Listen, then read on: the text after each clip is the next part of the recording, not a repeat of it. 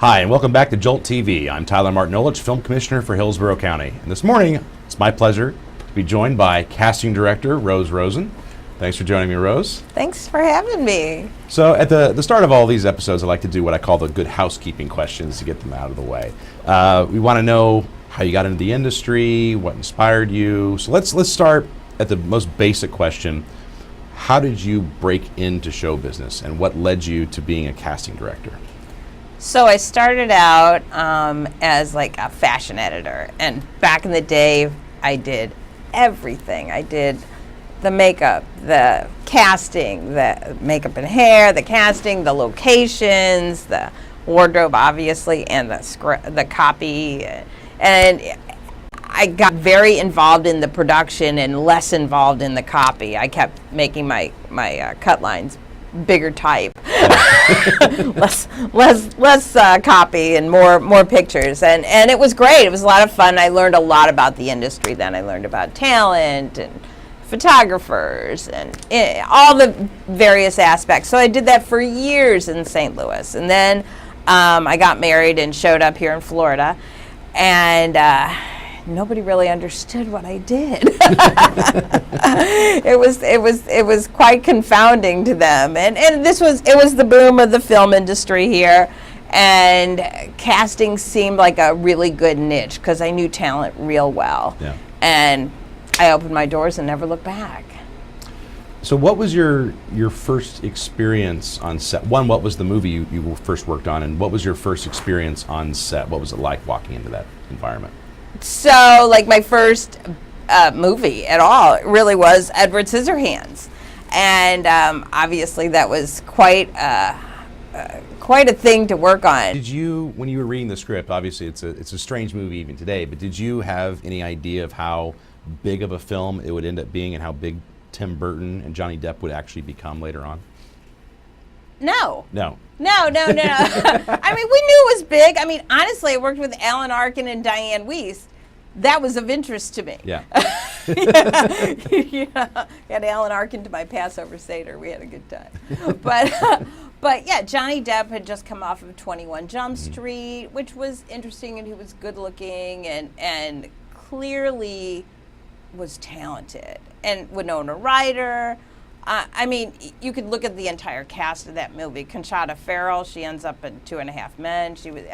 So many of the cast of that movie you still see today. Yeah. And it obviously is quite the iconic film. So how did you translate what you were doing in the fashion industry to being a casting director? Was there certain skill sets that were a one-to-one you could move over?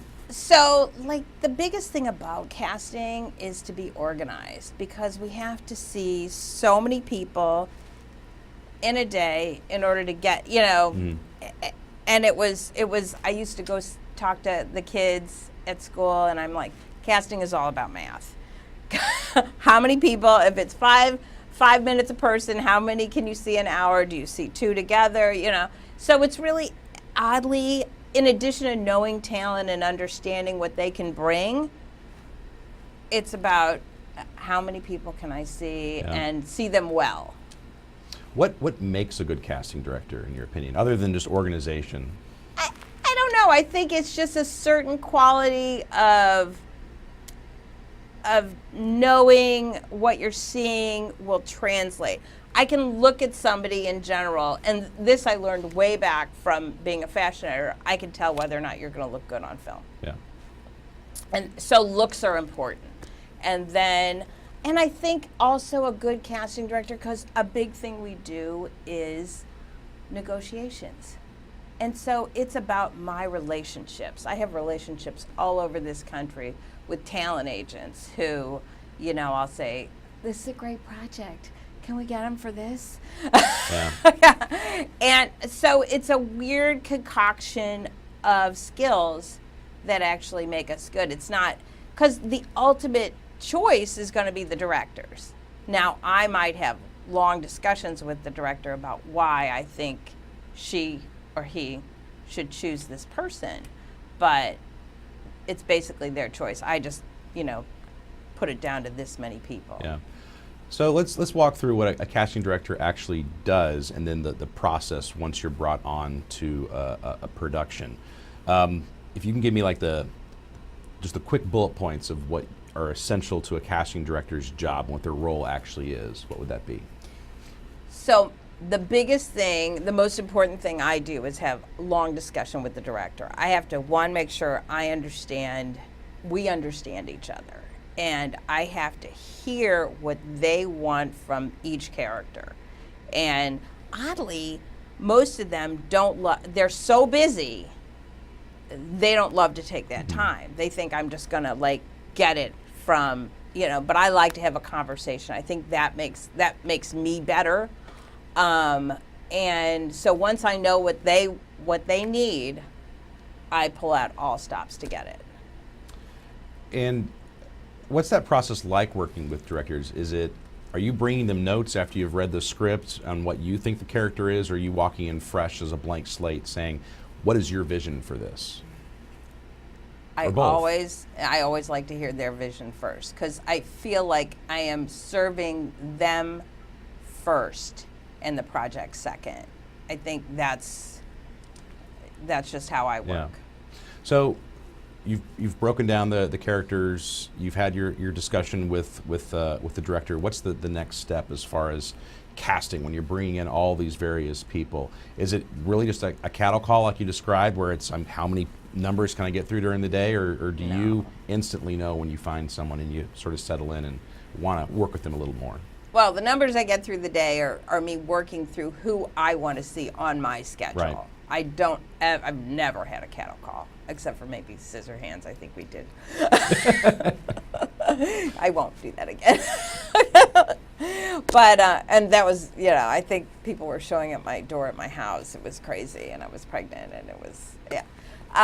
But, yeah, we just, I decide who, I'll put it out to the agents, and the agents send me who they think are right. And I look through that, and knowing what I know from talent, and knowing, who I know or who might look right, or reading their resume, then I make my schedule. So I boil it down. I do not like to waste my clients' time with a bunch of superfluous talent in the room that are not right for the part. Right. I do a small casting. How has the casting process evolved? I imagine Edward Scissorhands was very different than what you do today necessarily. Right. So so back in the year one, I started with a camcorder and a light kit, and that was all I needed. And I would take that VHS tape and stick it in a FedEx package with my notes. And this is Timmy John. This is and it went away, and it got to their desk the next day, and they said, Rose, I want this one and this one, and it was no problem. And then after that, all hell broke loose in the casting industry because there was such dramatic changes in kind of a short period of time in the world, but a long period of time in my professional life. Yeah. When I was doing burning CDs and getting FTP sites, and then the FTP site, I would upload it. I remember going to school in the middle of the night trying to figure it out. And then getting up all night, and then the client in the morning saying, well, I'm downloading this, Rosen. It says it'll be downloaded next week. Because I didn't know you had to chop it up into little pieces so that they could Who knows this stuff? I had to figure it out at each thing because it kept changing every time. And then finally there were these software companies that realized that we were struggling and came to our rescue. And now I use Casting Networks, and I mean, it's an amazing program. And if I have problems, I talk to them, and it gets fixed and resolved. It gets fixed, and and it's all clickable. It's all in the cloud. It's all it works, and that's good. So let's talk about the casting process itself. What are you looking for when an actor walks in? What's the most important? Not only are they going to look good in camera or be right for the role, but what else are you looking for? I'm looking for them to be businesslike and respectful. I absolutely hate actors wasting my time. when I have given you 5 minutes of my time, I want you to do your job. I want you on the other side of that camera to just do what you're supposed to do. I don't want to take time saying hi and shaking your hand. I'm weird about handshaking. All casting directors are. We don't like it. But it's 5 minutes is a short period of time. I want you to come in, do your sides, do whatever it is you're supposed to do, and leave. And I personally don't want to have to say, hi, slate, do this, I don't want to have to say that all day. It's exhausting. Yeah. And I usually put out in front, these are the steps you're going to do. I want you to just come in and do it and leave. And that, you will make the biggest impression on me if you do that. Also, when you come in, I don't even like to give you direction. I want to see what you do first, and then I'll direct you, because often I'm surprised. Yeah. Is there any other tips you can give an actor coming in? Should they dress the part or just dress professional when they come in? I mean, do you want to see someone with a bunch of cheesy props trying to get into character, or does that ruin it for you? Yeah, I hate the cheesy props. If I've written wardrobe instructions, right now I'm doing a golf casting, real specific, short, they want to, Yeah. So yeah, you need to bring your clubs, you need to bring that. And those are often real people too, so right. I give them a lot of direction ahead of time. So conversely, from the actor's perspective, what should they be looking for in a good casting director? Because it is a relationship at some point. Is there a warning sign if they walked in or they were working with a particular casting director, or maybe it's not even a casting director, maybe it's an agency, that they should maybe avoid that person because they're doing something? Well, I think talent have a relationship with the agency. Mm-hmm. That's their relationship. They're agents and they're managers, and if you're small, you don't need a manager. But the agent here in Florida, if they ask for money on the way in, you need to run, because that's illegal, from what I understand. Don't like to say things are illegal if they're not, but yeah. I believe so.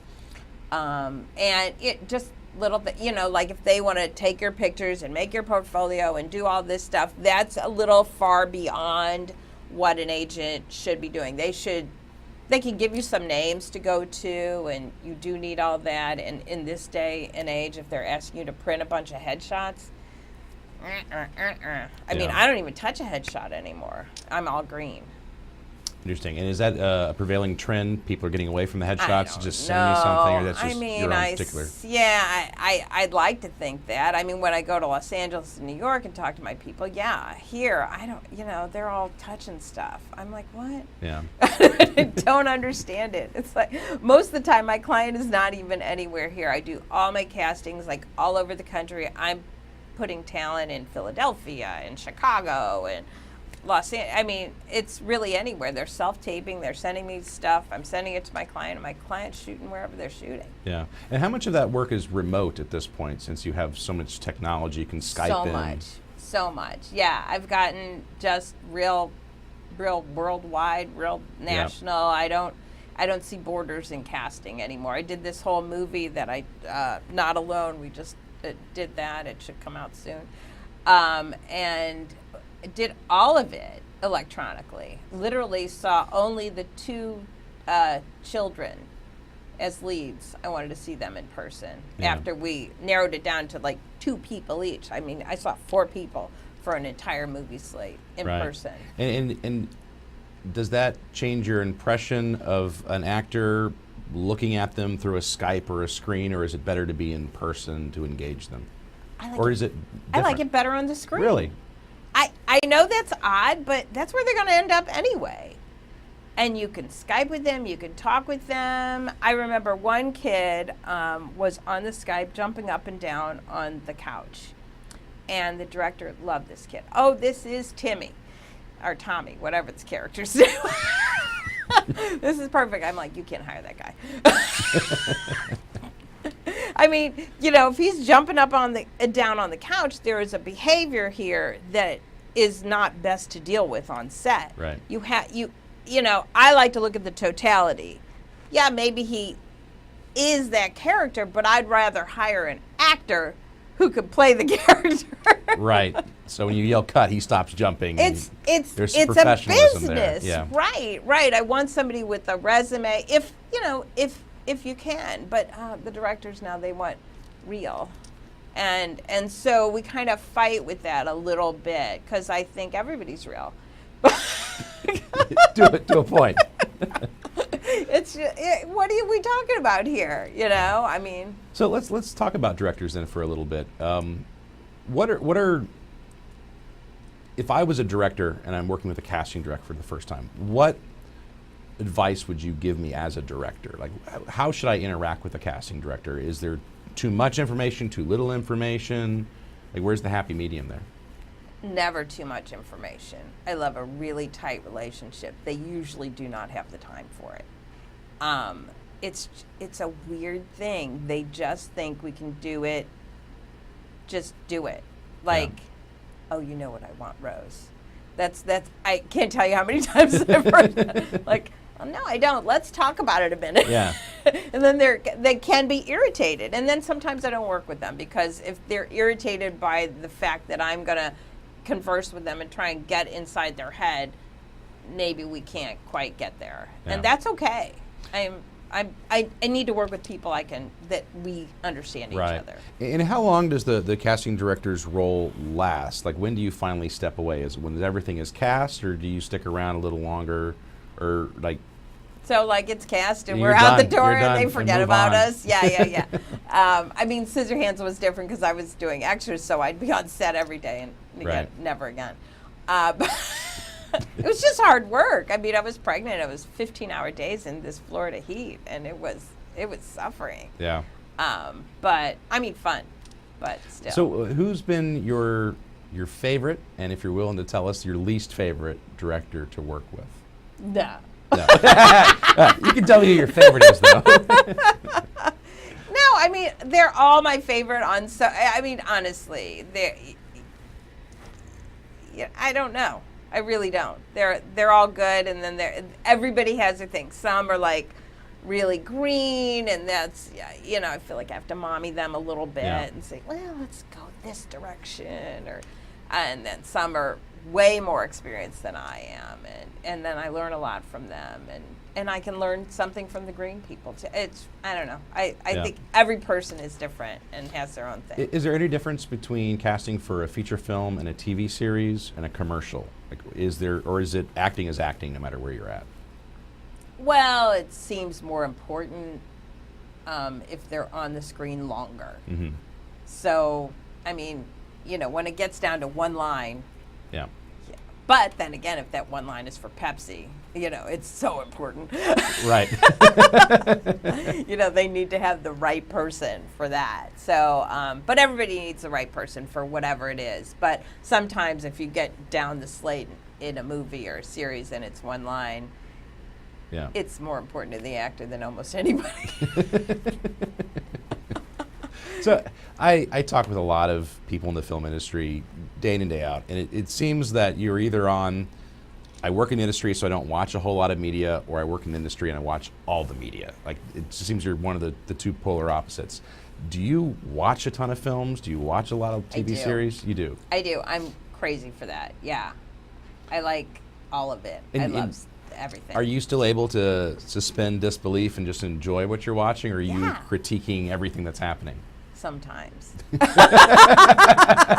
But I really do love it. I mean, I go to the movies all the time. I watch it. I mean, any given evening, I'll watch a couple hours of the tube. I know, that's terrible. But it's very relaxing for me. Yeah. Which is odd. So let's shift gears a little bit, because in addition to being a wonderful and well-known casting director, you're also very passionate about women in film. Tampa Bay has its own Women in Film chapter. So let's talk about what you are doing locally here for Women in Film and how people can engage and interact and become part of WIFT if they want. Well, I do love Women in Film. It's an international organization. It's well known in the industry. So I love the branding for Florida, and that's why I got involved, I don't know, 5 years ago, something like that. And I'm heading it up. I have been heading it up for quite some time now, and I'm passing that along this year, hopefully.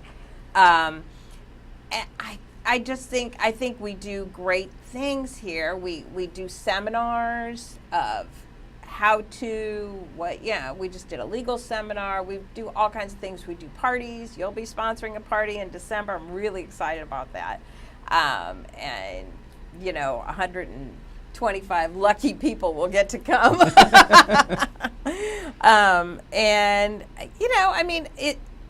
It's good stuff. We do good things, and it's a great organization, and it's upper level. It's top shelf. Yeah. And that's what I like about it. It's not just, it's people who are in the industry as opposed to those who might think they're in the industry. So you still read, the NPAA put out a study not too long ago showing that diversity is still a big issue in film. Gender equality is a huge issue still in film. Have you seen it get any better since when you first started out to today, or is it sort of the same? No, it's fascinating, actually. What you don't know is my breakdown is exactly that. It's men, women, age, gender. Yeah. And so when I first started, it was a solid 20% non-white and 50% male-female. And as we progressed, I'm into over 50% non-white. Now, I don't know, but I believe that is skewed differently than the world is. But maybe it isn't, I don't know, or than the U.S. is.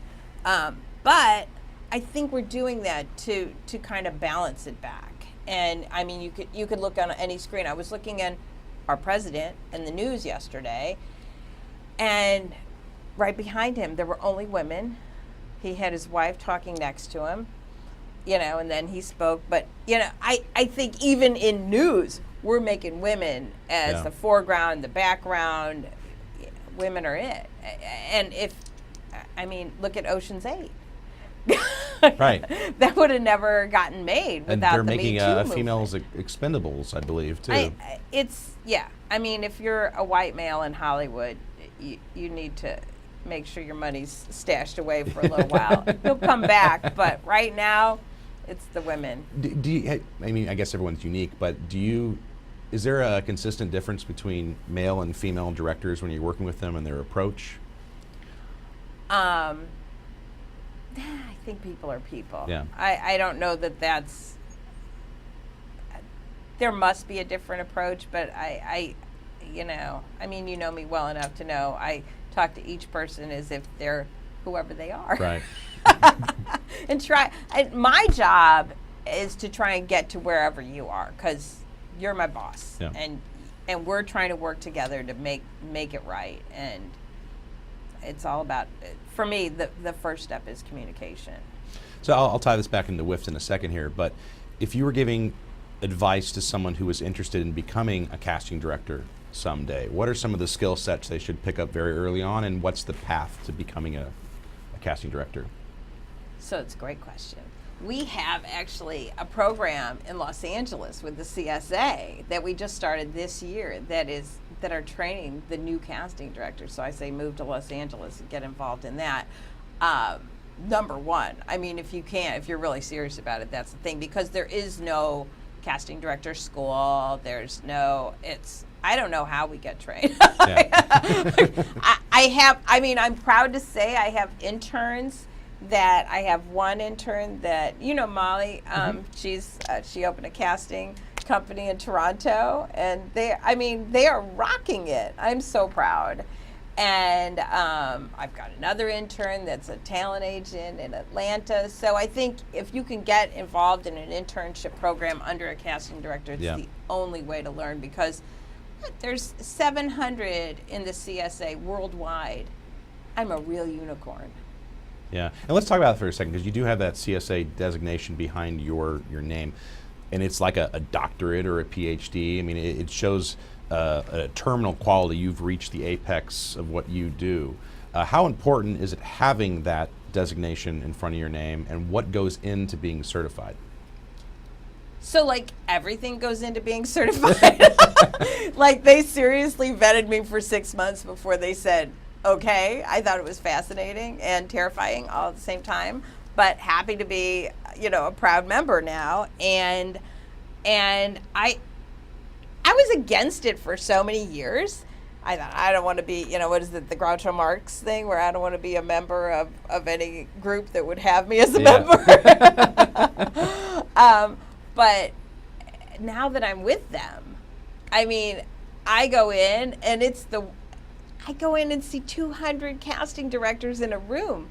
In my life, I've never had that. I might be in a room with one other one, or no 3 in my life. It's so, and they're nice, and we trade work, but it's just somebody that I could talk like this with, but they understand all of the backstory. Right. It's so easy, and I could pick up the phone, and now I have friends that I could actually talk and say, this is going on. What would you do? Right. And because there isn't anybody else. So I love the organization, and we do. I'll have to. I'm trying to do it. We do like CSA Cares. So I think this year I might try and get it done. Meals for Monologues, so actors could come in and bring a can of soup. I'll give it to the local food charity and sit here and listen to your monologue. So, we do a lot of give back, and we do CSA diversity, and we have open calls for diversity and trans actors. And so, I love to be a part of the group. It's great.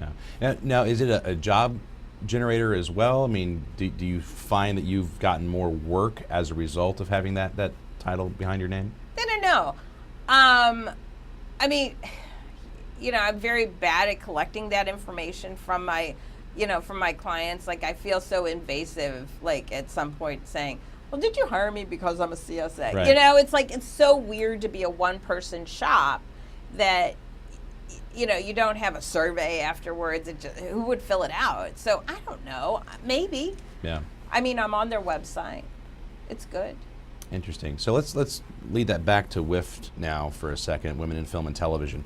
They offer a ton of training programs. How important, film industries, you got to be very passionate. It's a very difficult industry to be in. You have to be a self-motivated self-starter. How important is it to actually show up and go to these various training opportunities? Because a lot of people go to the film school route, but I feel like there's other ways to acquire the same skill sets and knowledge. 100%. So many people in the film industry never went to film school. That's for sure. And if you can, you can be a member of WIFT in Florida for $40 a year, and you could go to as many training sessions as you want throughout the state, not just here in Tampa, and all of them for free if you're a member. So it's a senseless to not join, I think, and to get with other people that are in the business. I'm going to get my work. Thankfully, I've been around a long time. Yeah. This is my give back. Most of my work is out of the market. It's not with these people, but I am more than happy to share my experience and, my love of the industry and shepherd some people along. And I think that's what our group is great at. Yeah, really interesting. This is my own curious question. Those are the best ones. What attracts you to a project when you're reading a script? Like, what makes you say, I want to work, maybe it's the director, maybe it's the content, but like, what excites you? Because you've probably done God knows how many projects at this point. Like, what still makes you excited to go to work? I don't know. I think it's more the totality. It's like, I do talk to a number of people involved in the project. I talk to people behind the project, people who've worked on, like the location scouts are a real good indicator, because they are often in a little before me, and then then it's me. So it's not like, you want to talk to people who have already been working with this group and see how it all kind of comes together, and whether or not it's a good group to work with. The smaller projects are hard to say yes to because they take up so much time and I lose so much money. Yeah. So, obviously I do a lot of commercials. We're here in Florida. As you know, we've lost our film incentives yet. We're getting them back though, I'm sure of it.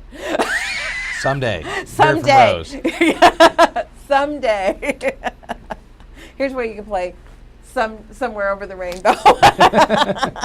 No, but yeah, once things change, things always change and come back, and then we'll do more films and series again. But in the meantime, it's commercials, and I'm happy to do them. And those you hardly ever say no to because you get in and out. That's right. 3 days, you're done, you're gone. Goodbye.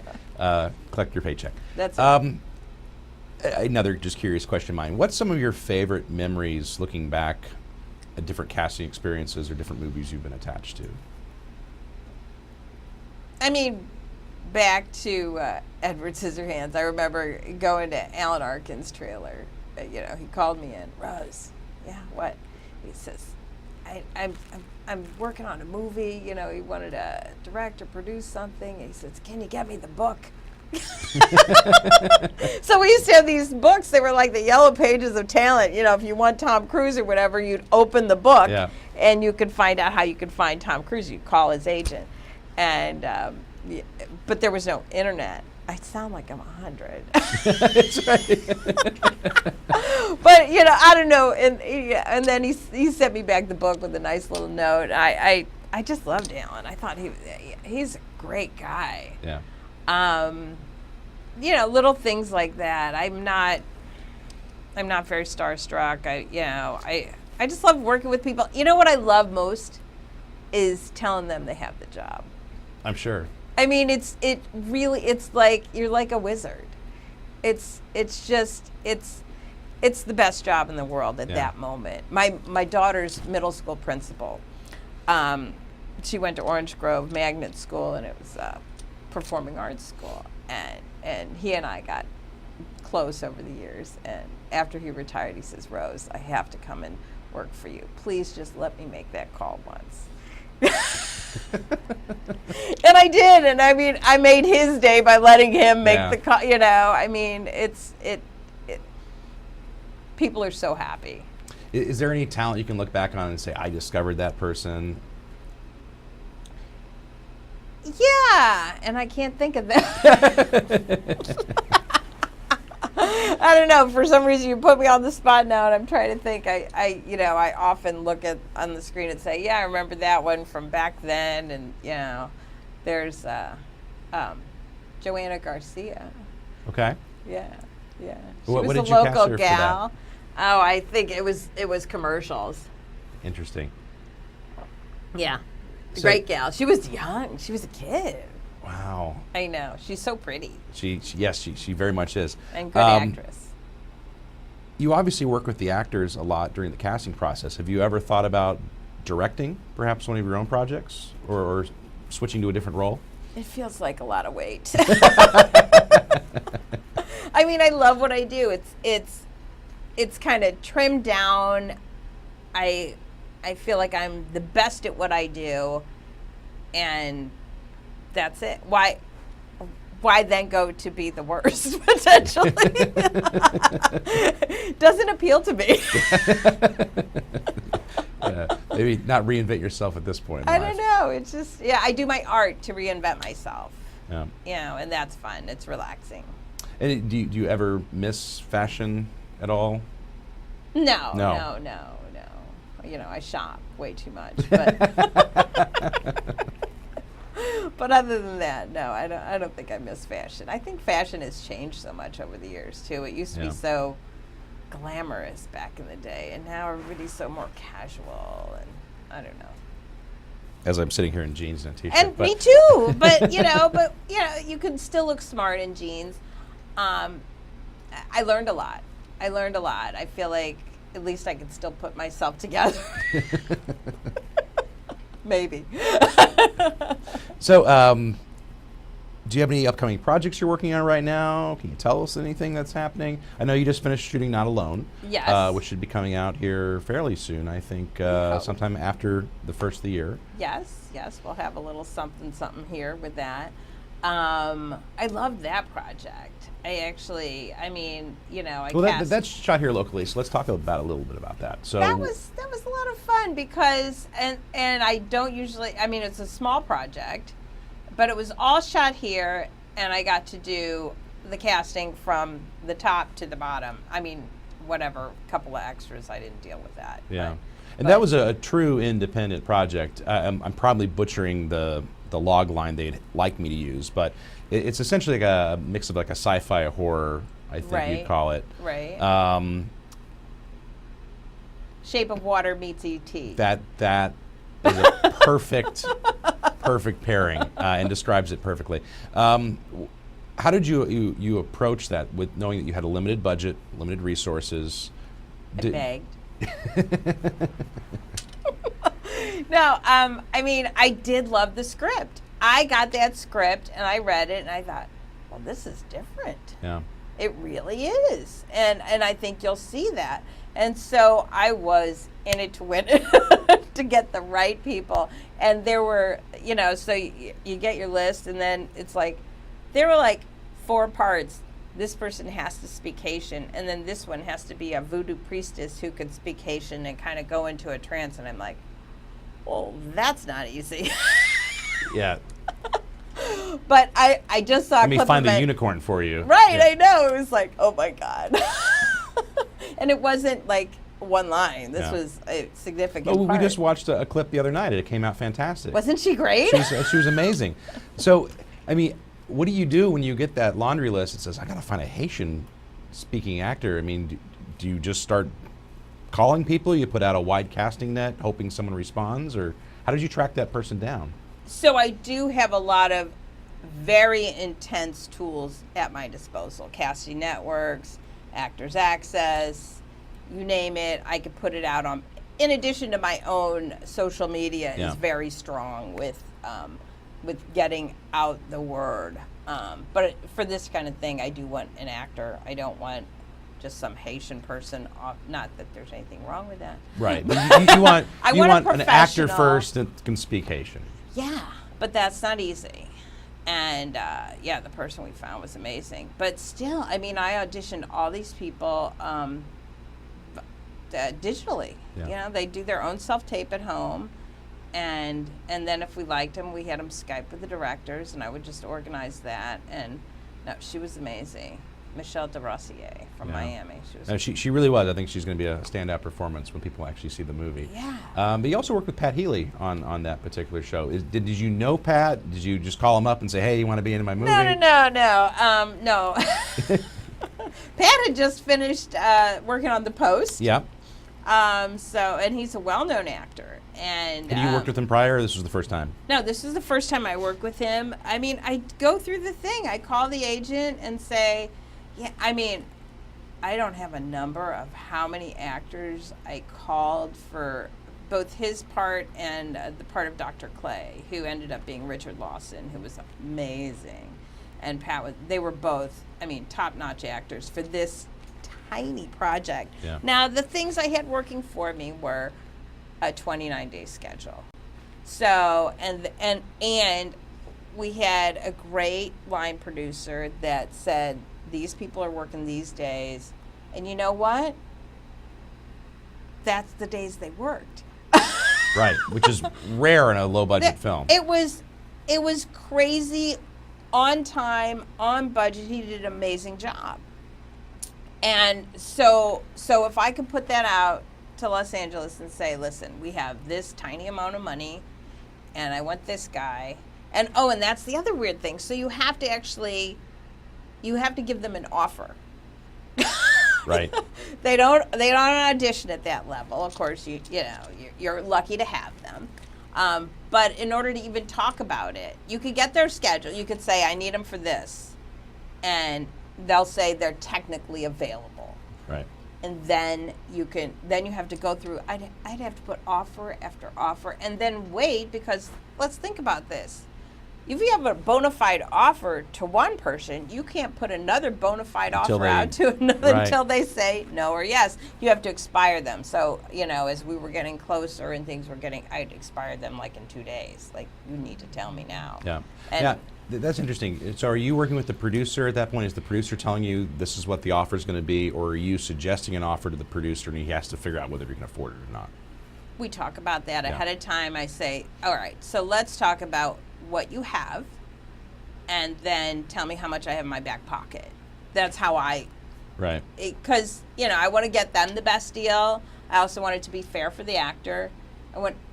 Basically, I'm kind of the middle ground of making sure it works. I don't know how casting ends up being that way. It should more be between the agent and the producer. And I the would think, producer. yeah. But trust me, it's casting now.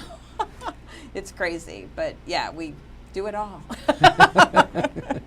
and then at some point you hit the sweet spot, and then we're like flying Richard in from Paris. And I'm talking to his agent about that. Let's discuss that. Yeah. Like it's all the how much- ancillary stuff. Yeah, I'm paying you this, but now I'm paying you how much to get you here. What's Right. your rider? I mean, But- do you want the green peanuts in your trailer? That kind of stuff. Richard is Beyonce's dad. Yes. So, and he's flying in from Paris. Let's think about how he flies. Yeah, probably first class, I'm going to assume. I mean, it's, so I had to work it all out. Yeah. You have to work out all the details and, and deal with the union because they're a whole nother situation and they everything has to be the same and, Yeah. it's. I wasn't going to go that route since you brought up the union. What is it like working with SAG or the Screen Actors Guild? Well, I'm going to say Always that roses, I'm sure. It's amazing to always work roses. with them. It's always just fine. It's a lot of paperwork. Yeah. I think, I'm happy we have a union. I think it's great. I also am happy we have non-union work in the state of Florida. I think it becomes less complicated. And I think people make good money still on non-union projects. Yeah. And I think there's a lot of time and money spent on the paperwork involving the union that should probably be reduced. Yeah. I mean, I can say as a production manager, there absolutely is. I mean, Yeah. you get buried in paperwork sometimes. I feel like that's really antiquated, and maybe they should, get more up to date. Yeah.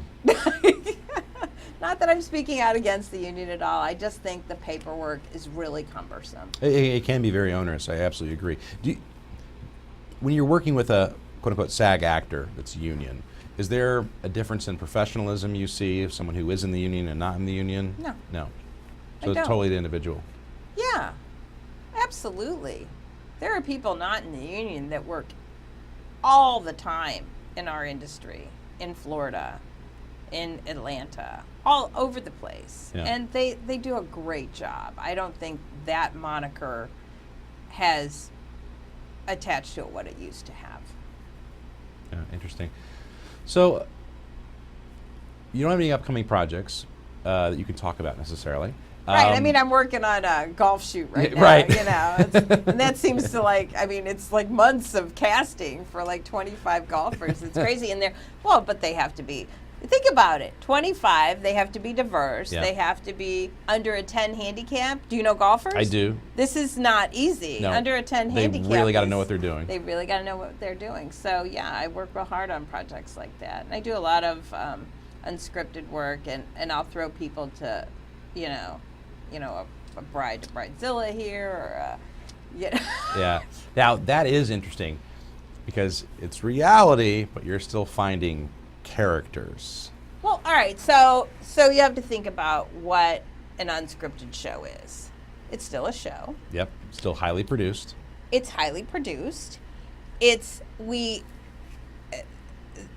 They basically, I'll give, you make a cast from, you start here, you like this person, and then, then you need this character to be with, one's the bitch, one's the nice person, one's the They fit the roles you need. Yeah. So, and they are naturally that way because they are quote unquote real people. Yeah. But you still need a casting director to find those people. I don't do it very much now because social media is so strong, but I used to pound the streets. I remember Eliminate. That was, I had an armful of those armbands, and I would go, in Ybor City all the way till about 4 in the morning, from like 8 at night, Yeah. trying to find, you remember that show, I do. Eliminate? As awkward as it was. Yeah, and I wore the T-shirt, and I had, I always bring like a cute blonde with me. But yeah, so those are some crazy nights, and trying to get people, so they're drunk, and I'm asking them to show up to a casting the next day. It seemed bizarre. And I mean, I had such a low possibility, even though we'd call them and say, hey, talk to us. I mean, Right. it was. They probably didn't remember you if they're not waking up on time, I'm sure. It's horrific. It's better on social media because they're not drunk. Yeah. And they see what I do in general. I was talking to a fairly well-known director of photography not long ago, and he said he's been getting more work off of his Instagram account now than off of his reel anymore. I mean, Right, people follow right. him. It's like, wow, this is Yes. exactly the shots I was looking for my movie. And they Sure. get hired. So do you see that transferring, not necessarily Instagram, but other social media platforms that actors should be taking more advantage of to, 100%. to get their personality out there? I mean, I do it, and I'm not an actor, but I'm sure that my clients look on my social media Yeah. and find out that I do a lot of work on social media. I get golfers. I mean, where do you think they're coming from? Right. I beg on my social media, and then people share it, and it's this great organic thing. And I keep everything real upbeat. I never post political stuff, and I'll tell people That's to go. my Facebook page. I know, and that's another thing. Yeah, no. I'll tell people to go vote, and happy face, but I want it to be a nice, safe space for people to interact and share and send me people that are appropriate, Yeah. and they do. We've got the Me Too movement going on, and there's definitely been a sea change. I know I asked you earlier if you've seen an increase in diversity and gender. Is it a misnomer to say that casting directors maybe have been falsely just assumed are women or should be women or are mostly women? Or do you see a wide breadth of both male and female casting directors? I mean, I know a lot of male casting directors, so I do think that's a bit of a misnomer. Yeah. It seemed to be like, little old Jewish ladies were casting directors. The Yentas had to go somewhere. Matchmaking. I mean, it fit for me. But, yeah, no, I think now, I mean, I have a lot of friends, my comrades in Orlando are men, and many of my friends, from Los Angeles are men. Yeah. So I think it's changing. They may all be gay men. No, just kidding. Still gender diversity. We're moving on. Right. We talked a little bit about WIFT, but we're coming to the end of our show here. Is there any upcoming WIFT events in the next couple months that people should be looking out for? Yes, there is. We're having our holiday party December 19th at the Armature Works, and Film Tampa Bay is sponsoring it, and it's really going to be a wonderful event. I think we're going to have some fun entertainment. We got to talk a little more about that, but it's really cute. And good food, good booze, and good people. But what I like to do is keep it. I like parties, but I like business to always transact at some point. So, I mean, I don't think we're going to have like music so loud that you can't talk. It's still a networking thing, and that's what I like about our organization is that we'll drink, have fun, but still There's business, there's still professionals talking to peers. Yeah. Not that you can't have fun, but yeah. I mean, our last holiday party, people loved it. It was very chill, but good food, good company, and people got a lot of work done. Does the Tampa chapter of WIFT have an actual website, or do they go to the States chapter to join?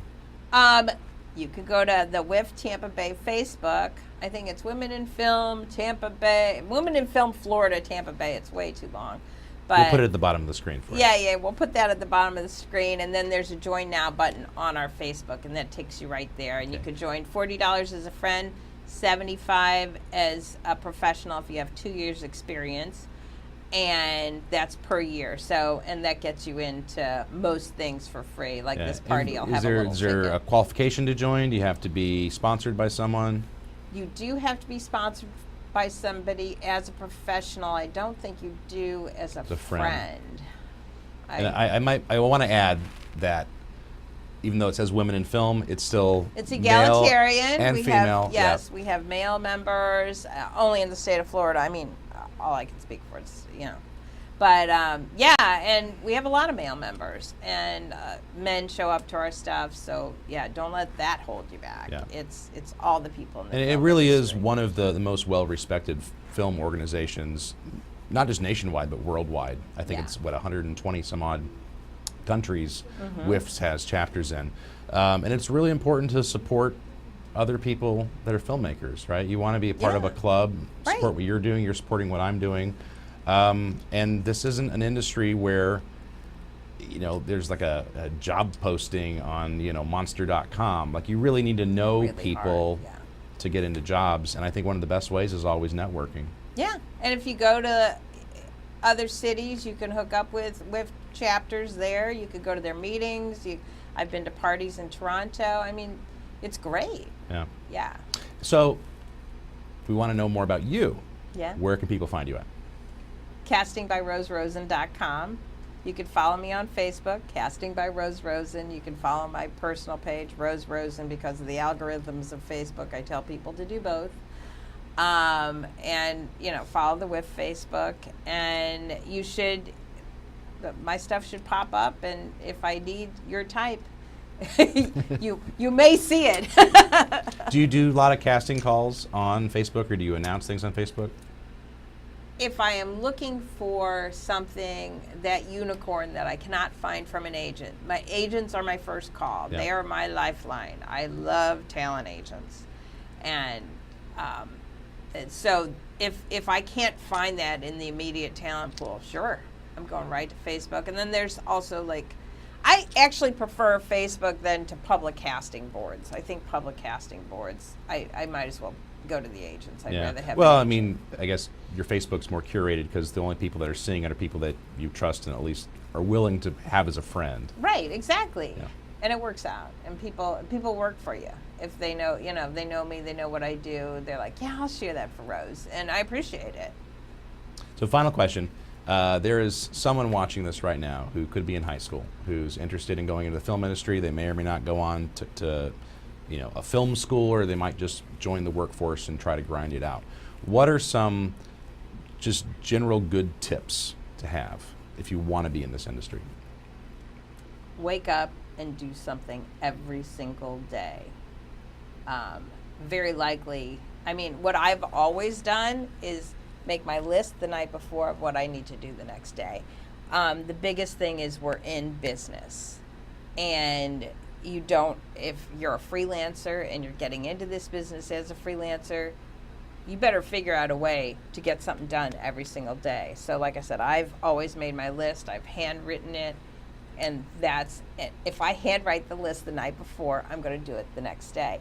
And I do that every single day. And if you got to sign up, you have to know and put your money in the bank. That's the biggest thing. No, because, nobody pays for your health insurance.